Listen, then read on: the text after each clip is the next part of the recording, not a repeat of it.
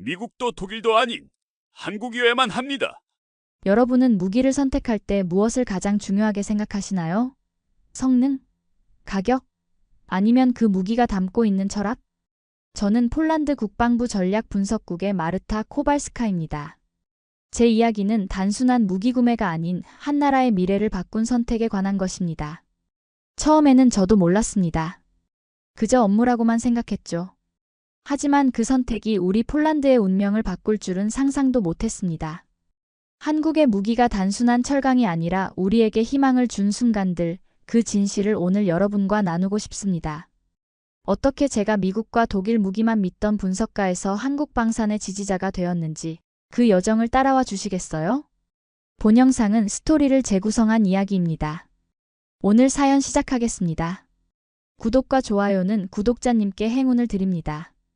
국방부 본관 3층 비공개 전략 회의실. 창문은 모두 닫혀 있었고 실내는 긴장감으로 가득 찼습니다. 우크라이나 사태 이후 폴란드의 국방 전략은 완전히 달라져야 했습니다. 다음 안건은 한국산 무기 도입 검토입니다. 회의장이 갑자기 소란스러워졌습니다. 웃음 섞인 웅성거림이 들렸죠. 한국이요? 아시아에서 무기를 사자고요? 누군가 큰 소리로 말했습니다.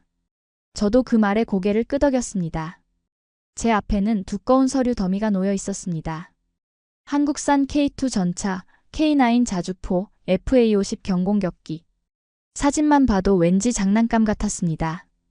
마르타, 당신 의견은 어떻습니까? 국방부 차관이 갑자기 저를 지목했습니다. 저는 오랫동안 미국과 독일 무기 체계를 분석해온 전문가였습니다. 나토 체계에 맞는 무기, 그것만이 정답이라고 생각했죠. 한국 무기요? 그건 가성비용입니다. 우리는 나토입니다. 생존이 걸린 문제에 실험할 시간이 없습니다. 제 말에 회의실 전체가 동의했습니다. 하지만 국방장관은 생각이 달랐습니다. 마르타, 당신이 직접 한국에 가서 확인하시오. 실사 보고서를 제출해 주시오.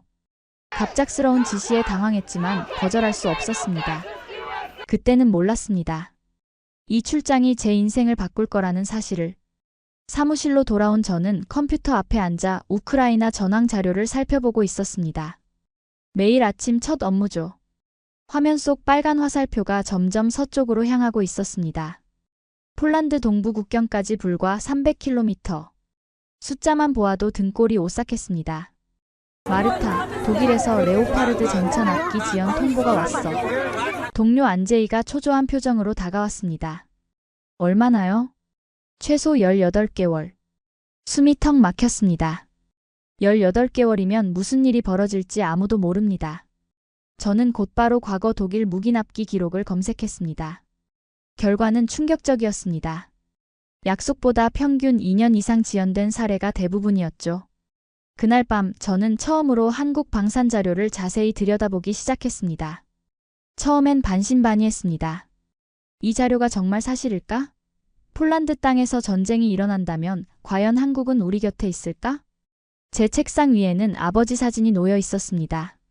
냉전 시절 동독 국경을 지키던 군인이셨죠. 아버지는 늘 말씀하셨습니다. 진짜 동맹은 위기 때 알 수 있다. 다음 날 아침 한국 방문 일정이 확정되었습니다. 솔직히 말하면 그저 형식적인 방문이라고 생각했습니다. 보고서는 이미 머릿속에 다 써놓은 상태였으니까요. 한국 무기는 아직 검증되지 않았으며 나토 표준에 미치지 못한다. 그 결론을 확인하러 가는 여정이라고만 생각했습니다. 인천공항에 도착했을 때 저를 맞이한 건 의외로 군인이 아닌 민간인이었습니다. 박 부장이라고 자신을 소개한 사람은 방산업체 대외협력 담당자였습니다.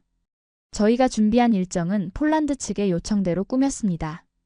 모든 시설, 모든 데이터에 접근하실 수 있습니다. 의외였습니다. 보통 이런 방문에서는 짜여진 코스만 보여주는 경우가 대부분인데 한국 측은 모든 것을 공개하겠다고 했습니다. 저는 철저하게 준비해 왔습니다. 질문 목록만 200개가 넘었죠. 전차 장갑 두께부터 자주포의 포열 수명, 전투기 엔진의 내구성까지. 저는 국방부 소속답게 꼼꼼했습니다. 첫날은 서류 검토였습니다. 제가 요청한 모든 기술 문서를 확인했습니다. 놀랍게도 자료는 완벽했습니다. 어떤 부분은 나토 기준보다 더 자세했죠.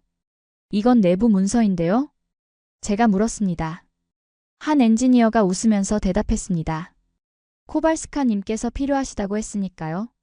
저희는 투명성을 중요하게 생각합니다. 이상했습니다. 보통 방산업체는 자국 정부에게도 공개하지 않는 정보를 왜 외국 분석가에게 보여주는 걸까요? 그날 밤 호텔에서 저는 자료를 검토하며 생각했습니다. 뭔가 이상해. 너무 자신만만한데? 분명 함정이 있을 거야. 다음 날은 현장 방문이었습니다. 그리고 그곳에서 제 생각은 완전히 바뀌기 시작했습니다. 경기도 어딘가 넓은 훈련장. 흙먼지 속에 검은 전차 한 대가 서 있었습니다. K2 전차였습니다. 지금부터 기동 및 사격 시연을 시작하겠습니다. 안내 방송이 나오자마자 전차는 움직이기 시작했습니다. 그 순간 저는 믿을 수 없는 광경을 목격했습니다. 60톤이 넘는 전차가 마치 스포츠카처럼 움직였습니다. 급정거, 급발진, 심지어 옆으로 미끄러지듯 방향을 전환했습니다. 그리고 갑자기 멈춰 섰을 때 포신이 목표물을 향해 돌아갔습니다. 단 3초. 목표물 포착부터 발사까지 걸린 시간이었습니다. 폭발음과 함께 2km 밖의 표적이 정확히 맞았습니다. 저는 그 자리에 얼어붙었습니다. 이게 말이 되나? 옆에 있던 한국 장교가 웃으며 설명했습니다. K2는 적진에서 생존하기 위해 만들어졌습니다. 우리는 언제나 수적 열세였으니까요. 그 말이 가슴에 와닿았습니다. 폴란드도 마찬가지였으니까요. 항상 더 큰 적과 마주해야 했던 역사. 오후에는 FA50 훈련 시뮬레이션을 참관했습니다. 조종사들의 훈련 효율성이 놀라웠습니다. 미국이나 유럽 전투기 훈련보다 비용은 절반 하지만 효과는 거의 비슷했습니다. 그날 저녁 한국 엔지니어들과 저녁 식사를 했습니다. 소주라는 술을 마시며 많은 이야기를 나눴습니다. 한 엔지니어의 말이 특히 기억에 남았습니다. 이 무기는 생존의 철학입니다. 우리는 이걸 만들 때 스펙만 생각하지 않아요. 이 무기를 쓸 병사들의 목숨을 생각합니다. 그들이 살아서 가족에게 돌아가야 하니까요. 그 순간 제 마음속 어딘가가 흔들렸습니다. 무기는 단순한 철강이 아니었습니다. 그 안에는 한 나라의 역사와 철학이 담겨 있었습니다. 폴란드로 돌아온 저는 바로 아버지를 찾아갔습니다. 바르샤바 외곽의 작은 농가. 은퇴 후 조용히 지내시는 아버지는 제가 한국에 다녀왔다는 소식에 관심을 보이셨습니다. 어땠어, 마르타? 동양의 무기는? 저는 솔직하게 말씀드렸습니다. 놀라웠어요, 아버지. 제가 예상했던 것과 완전히 달랐어요. 아버지는 오래된 앨범을 꺼내 보여주셨습니다. 젊은 시절 동독 국경에서 근무하던 모습이었습니다. 내가 군 생활할 때 우리는 소련제 무기를 썼지. 성능은 괜찮았지만 그 무기에는 영혼이 없었어. 아버지의 말씀이 이어졌습니다. 진짜 무기의 가치는 숫자로 측정되지 않아. 그 무기를 만든 사람들의 정신이야. 그들이 왜 그걸 만들었는지. 생존의 조건은 무기가 아니라 정신이야. 그걸 가진 나라를 믿어라. 창밖으로 노을이 지고 있었습니다. 저는 문득 한국에서 본 풍경을 떠올렸습니다. 밤늦게까지 불이 켜진 연구실, 휴일에도 전차를 점검하던 엔지니어들, 그리고 그들의 진지한 눈빛. 아버지, 제가 뭔가 중요한 걸 발견한 것 같아요. 그게 뭐지? 우리와 비슷한 나라를 찾은 것 같아요. 역사적으로 항상 강대국 사이에서 살아남아야 했던 나라. 그들은 우리의 아픔을 이해해요. 아버지는 미소를 지으셨습니다. 그럼 내 보고서에는 뭐라고 쓸 거니? 진실을 쓸 거예요. 제가 본 그대로를. 국방부 보고서 제출 하루 전. 저는 밤새 자료를 검토했습니다. 제 결론은 명확했습니다. 한국 무기 체계는 폴란드 방위에 적합했습니다. 놀랍게도 가격도 미국이나 독일 제품보다 30% 이상 저렴했고 납기는 3배 이상 빨랐습니다. 하지만 이건 단순한 무기 구매 보고서가 아니었습니다. 폴란드의 국방 정책 방향을 바꾸는 문서였죠. 회의실에 들어서자 긴장된 분위기가 느껴졌습니다. 국방부 상층부와 각 분과 책임자들이 모두 자리에 앉아 있었습니다. 코발스카 분석관, 보고서를 제출해 주십시오. 저는 깊게 숨을 들이마시고 보고서를 건넸습니다. 첫 페이지에는 이렇게 적혀 있었습니다. 한국 방산 실사 결론, 폴란드 국방력 강화를 위한 최적의 선택. 신뢰가 술렁였습니다. 제가 미국과 독일 무기 체계를 옹호하던 사람이었기에 더 놀라운 결론이었을 겁니다. 이게 무슨 농담입니까? 우리는 항상 나토 표준 무기를 사용해 왔습니다. 국방차관이 언성을 높였습니다. 저는 차분하게 대답했습니다. 네, 그랬습니다. 하지만 지금은 다른 시대입니다. 성능도 중요하지만 납기와 의지가 더 중요합니다. 우리가 무기를 필요로 할 때 과연 누가 우리 곁에 있을까요? 제가 준비한 증거들을 하나씩 보여드렸습니다. 과거 독일과 미국의 납기 지연 사례, 폴란드 특수 상황에 맞지 않는 무기 체계, 그리고 무엇보다 한국이 제안한 기술 이전 계획. 이건 단순한 구매가 아닙니다.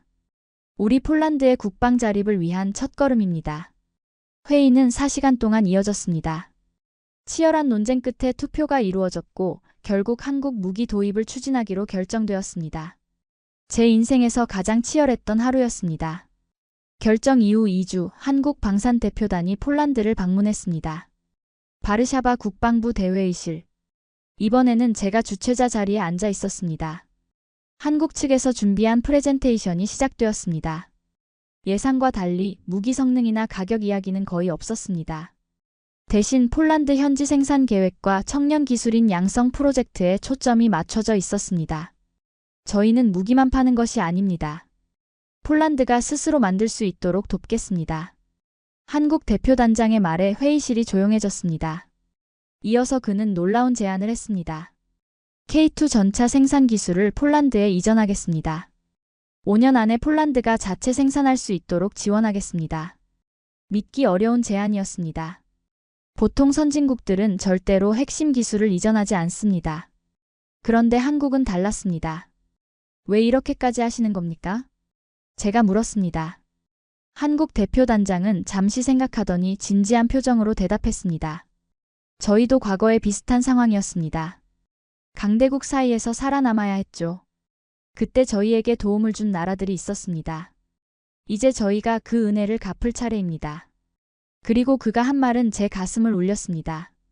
같이 갑시다. 폴란드와 한국이 함께. 단순한 상업적 거래가 아니었습니다. 이건 진정한 파트너십이었습니다. 무기만 파는 나라와 우리를 키워주려는 나라는 확실히 달랐습니다. 계약 체결 6개월 후 첫 K2 전차와 K9 자주포가 폴란드에 도착했습니다. 그 장면을 보기 위해 저는 직접 기지를 방문했습니다. 우리 군인들이 새 장비를 둘러보며 감탄하는 모습이 인상적이었습니다. 특히 젊은 장교들의 눈빛이 달라져 있었습니다. 자신감이 넘쳤습니다. 마르타 씨, 이것 좀 보세요. 한 장교가 저를 불렀습니다. 그는 전차 내부 컴퓨터 시스템을 가리켰습니다. 이건 단순한 무기가 아닙니다. 이건 사고방식의 변화예요. 우리가 이제 방어만 생각하지 않아도 된다는 걸 보여주는 증거죠. 훈련장에서는 한국 교관들이 폴란드 군인들을 가르치고 있었습니다. 놀랍게도 교육기간은 우리가 예상했던 것보다 훨씬 짧았습니다. 한국이 개발한 교육 시스템 덕분이었죠. 점심시간 식당에서 특이한 광경을 목격했습니다. 한국에서 온 교관들과 폴란드 군인들이 함께 식사를 하는데 테이블 위에는 김치가 놓여 있었습니다. 그리고 우리 군인들이 그걸 맛있게 먹고 있었습니다. 작은 변화들이 곳곳에서 일어나고 있었습니다. 가장 큰 변화는 사람들의 마음이었습니다. 우리도 할 수 있다는 자신감. 우리도 강해질 수 있다는 믿음. 그날 저녁 바르샤바로 돌아오는 차 안에서 창밖을 바라보며 생각했습니다. 풍경은 같았지만 모든 게 달라져 있었습니다. 폴란드의 미래가 달라져 있었습니다. 이제 저는 이해합니다. K 전차가 바꾼 건 폴란드의 미래였습니다. 이건 단순한 구매가 아니었습니다. 폴란드가 처음으로 스스로를 믿기로 한 날이었습니다. 그리고 그 곁에는 한국이 있었습니다. 무기는 철로 만들어지지만 동맹은 신뢰로 만들어집니다. 우리 폴란드인들은 이제 알고 있습니다. 진정한 파트너가 누구인지를. 오늘도 저는 국방부로 출근합니다. 제 책상 위에는 작은 한국 국기가 놓여 있습니다. 그것은 저에게 매일 상기시켜줍니다. 어려운 시기에 우리 곁에 누가 있었는지를. 이것이 제 이야기입니다. 그리고 이제는 폴란드와 한국의 새로운 이야기가 시작되고 있습니다. 세계 최강 정보기관 중 하나로 손꼽히는 이스라엘 정보국. 모사드의 여성 요원이 갑자기 사직서를 제출하고 한국행을 선택했습니다. 무슨 일이 있었던 걸까요? 정보요원 집안의 자부심이었던 그녀가 왜 안정된 직업과 조국을 떠나 낯선 동양의 나라로 향하게 되었을까요? 은밀한 작전 현장에서 한국의 평범한 일상을 꿈꾸게 된 결정적 이유, 그리고 정보국 수장이었던 아버지와의 격렬한 대립과 눈물의 화해까지. 리브카 벤다비드 요원의 가슴 아픈 고백을 들어보세요. 제 이야기가 당신의 마음속에도 작은 평화를 심어줄 수 있기를 바랍니다. 본 영상은 스토리를 재구성한 이야기입니다. 오늘 사연 시작하겠습니다. 구독과 좋아요는 구독자님께 행운을 드립니다. 저는 예루살렘의 고풍스러운 돌담 사이에서 태어났습니다. 리브카 벤다비드, 28살이 된 지금까지 제 인생은 늘 비밀과 함께였죠. 사실 그것은 당연한 일이었습니다. 우리 가족은 3대에 걸친 정보요원 집안이니까요. 아버지는 모사드의 작전 책임자였습니다. 어머니도 정보 분석 부서에서 일하셨고요. 저희 집은 겉으로 보기엔 평범했지만 모든 것이 완벽하게 계산된 공간이었어요. 창문의 위치, 출입문의 각도, 심지어 화분의 배치까지. 리브카, 우리는 평범해 보이는 것이 가장 큰 무기란다. 아버지는 항상 그렇게 말씀하셨습니다. 두 오빠들은 정보기관의 삶에 적응하지 못했어요. 한 명은 음악가가 되었고 다른 한 명은 해외로 떠났죠. 결국 아버지의 뒤를 이을 사람은 저밖에 없었습니다. 22살 대학을 졸업한 후 모사드 훈련에 지원했습니다. 심리전, 언어훈련, 생존기술, 암호학 모든 과정에서 최고 성적을 받았죠. 특히 언어 능력은 제 최대 강점이었습니다. 아랍어, 영어, 프랑스어, 그리고 러시아어까지. 정보원의 가장 큰 자산은 블렌딩 능력이니까요. 벤다비드 요원은 타고난 스파이다. 훈련 책임자의 평가였습니다. 그 말이 저에게 큰 자부심을 주었어요. 아버지의 눈빛, 어머니의 조용한 미소. 그것만으로도 충분했습니다. 비밀은 제 일부가 되었고 임무는 제 존재 이유였죠. 하지만 그림자 속에서 살다 보면 빛이 그리워지는 법입니다. 3년 차 요원 생활, 저는 중동 전역을 오가며 다양한 임무를 수행했습니다. 정보 수집, 감시, 가끔은 인적 네트워크 구축. 제 역할은 주로 현장 요원들을 지원하는 것이었어요.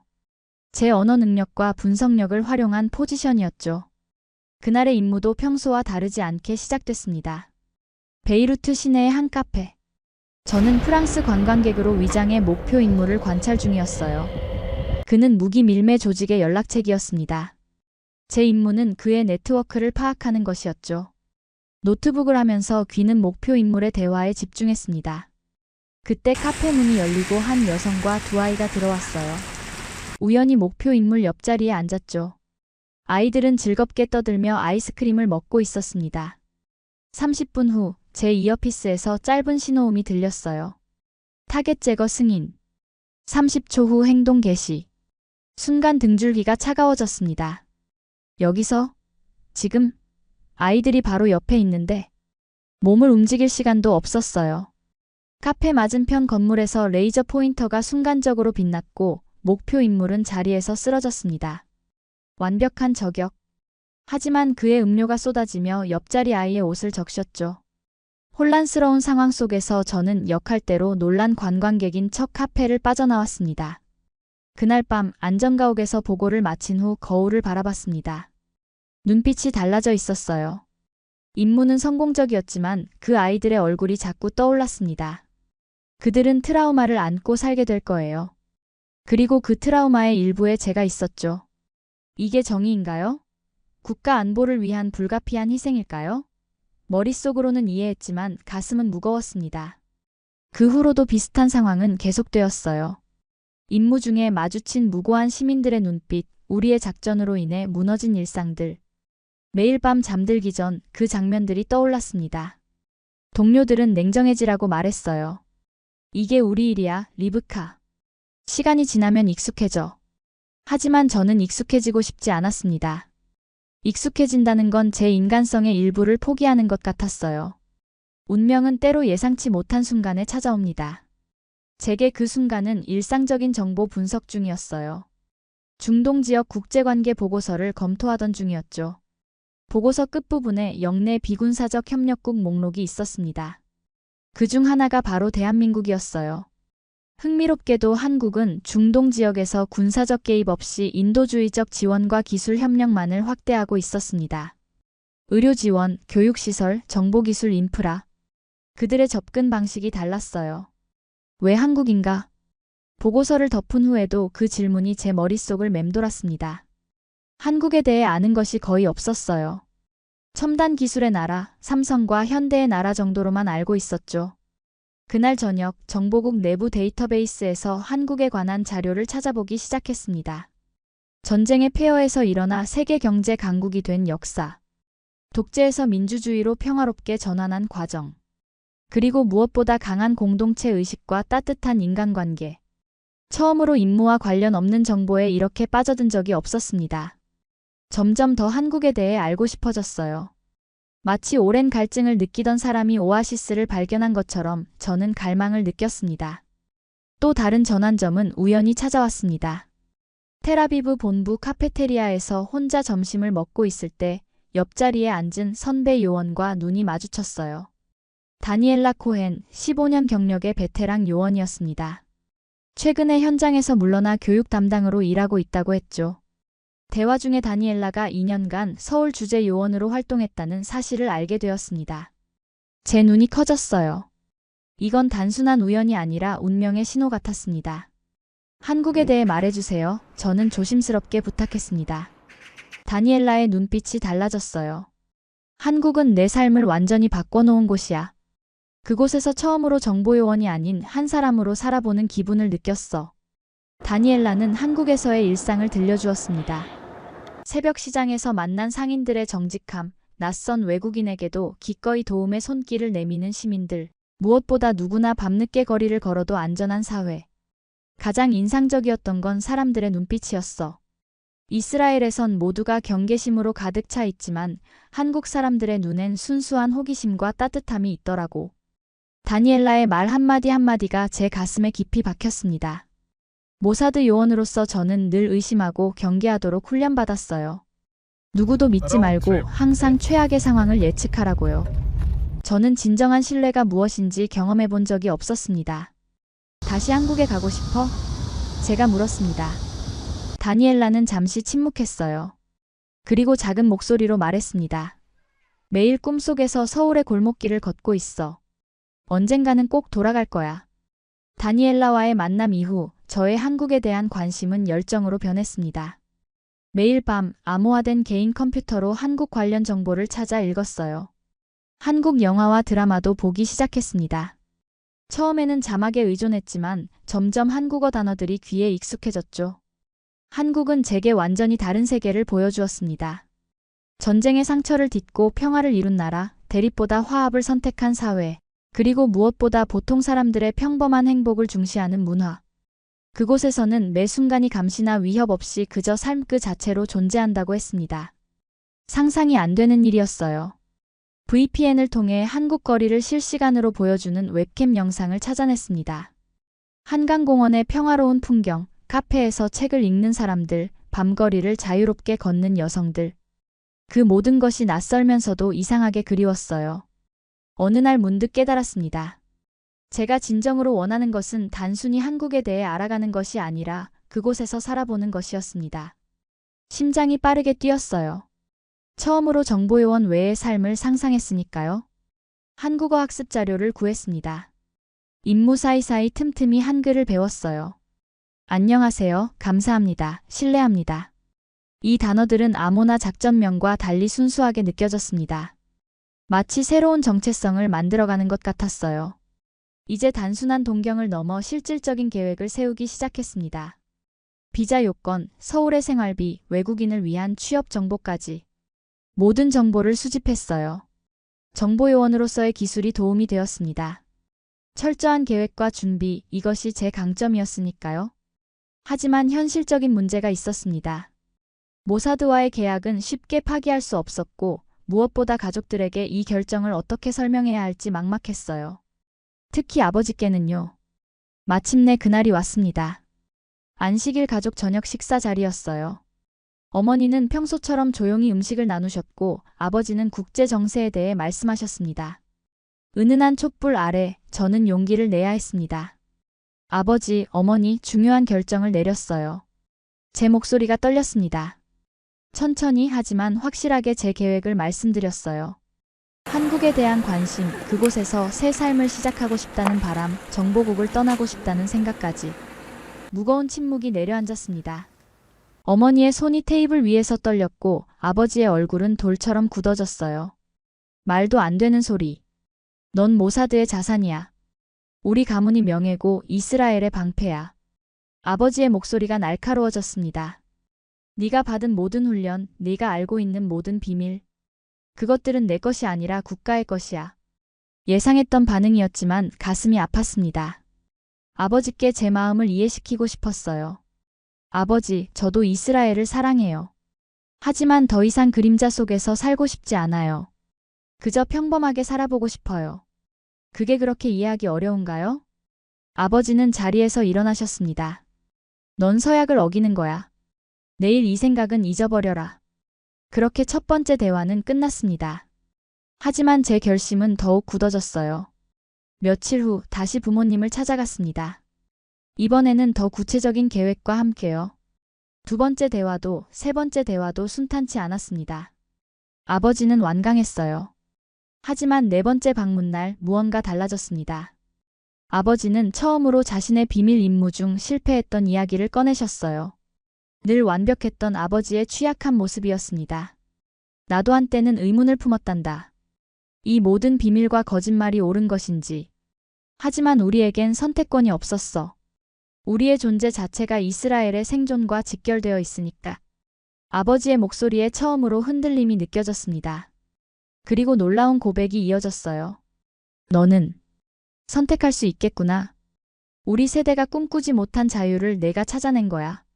국가를 위해 모든 것을 바친 우리가 결국 자신을 잃어버린 건지도 모르겠다. 아버지의 눈에 맺힌 눈물을 처음 보았습니다. 한 번도 보지 못했던 광경이었어요. 강철 같던 정보국 수장의 눈물. 그것은 어쩌면 저에 대한 이해이자 용서였는지도 모릅니다. 어머니는 조용히 제 손을 잡으셨어요. 어디에 있든 안전하길 바랄게, 내 딸. 그날 밤 가족의 품에서 오랜만에 편안한 잠을 잤습니다. 아버지의 이해는 제게 새로운 날개를 달아주었어요. 모사드를 떠나는 과정은 생각보다 복잡했습니다.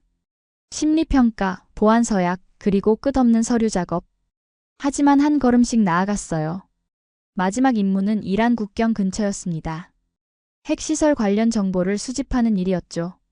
운명의 장난처럼 제가 처음 회의감을 느꼈던 그런 종류의 임무였습니다.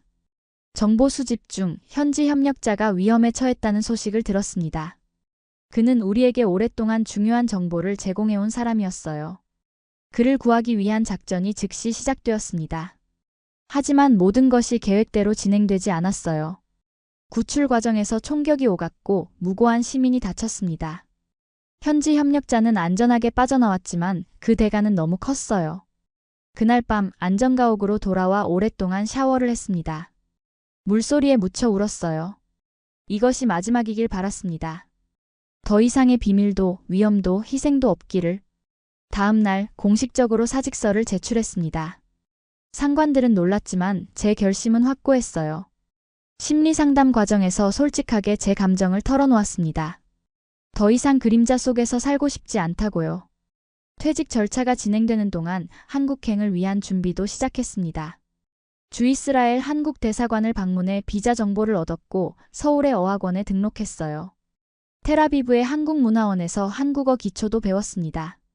한국에서 일할 방법을 찾던 중 이스라엘 보안 컨설팅 회사가 서울지사에서 인력을 찾고 있다는 정보를 얻었어요.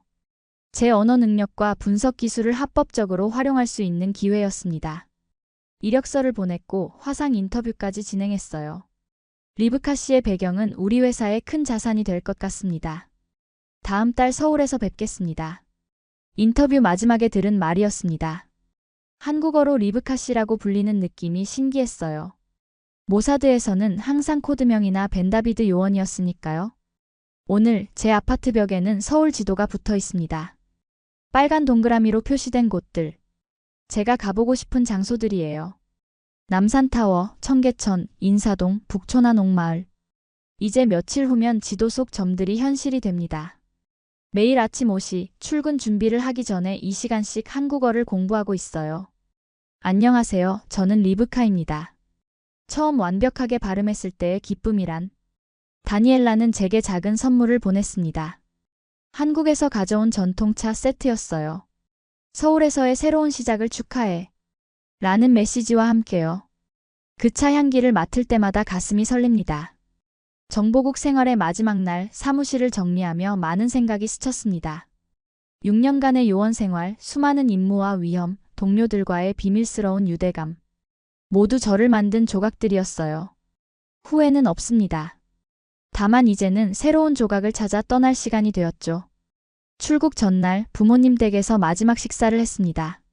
아버지는 제 가방에 작은 상자를 넣어주셨어요. 필요할 때 열어보렴.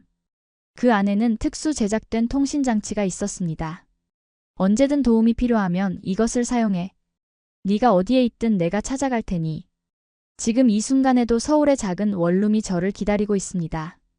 아직 만나지 못한 사람들, 경험하지 못한 문화, 배우지 못한 지혜들. 모든 것이 새로운 시작을 알립니다. 이스라엘에서의 삶이 비밀과 의심으로 가득했다면 한국에서의 삶은 솔직함과 신뢰로 가득할 것 같아요. 더 이상 가면을 쓰고 살지 않고 진짜 저로 살고 싶습니다. 정보요원일 때는 항상 사람들의 뒷이야기를 조사해야 했습니다. 누가 위험한지, 누가 이용 가치가 있는지 판단해야 했죠. 하지만 이제는 그저 사람들과 관계를 맺고 싶어요. 의심 없이, 두려움 없이. 혹시 제가 서울거리를 걷다 당신을 만난다면 서툰 한국어로 인사할지도 모릅니다. 그때는 웃으며 받아주세요. 저는 이제 막 비밀에서 벗어나 사람이 되어가는 중이니까요. 비밀 작전이 아닌 따뜻한 대화로 하루를 채우고 싶습니다. 전 이제 정보요원이 아니라 그저 평범한 사람이 되고 싶어요. 그리고 그 여정의 첫 발걸음을 한국에서 시작하려 합니다.